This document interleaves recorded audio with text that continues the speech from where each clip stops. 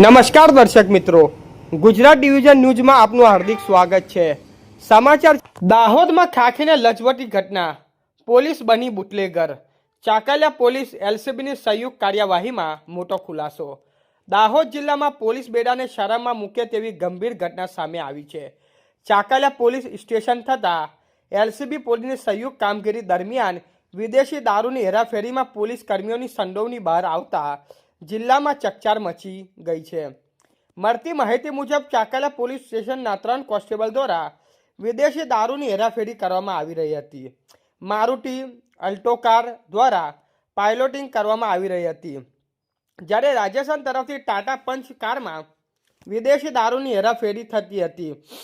Police દ્વારા ફિલ્મી ઢબે પીછો કરી લીંબડી નજીક તારાવા ચોકડી પાસે વાહન અટકાવી કાર્યવાહી કરવામાં આવી હતી।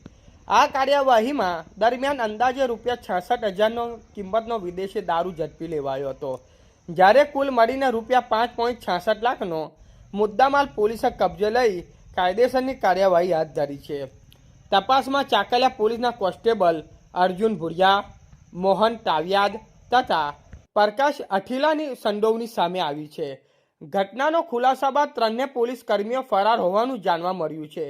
સમગ્ર મામલે ઉચ્ચ અધિકારીઓ દ્વારા તપાસ તેજ કરવામાં આવી છે અને પોલીસ વિભાગમાં શિસ્ત ભંગ અંગે કડક પગલાં લેવામાં આવશે તેવું સંકેત આપવામાં આવ્યું છે।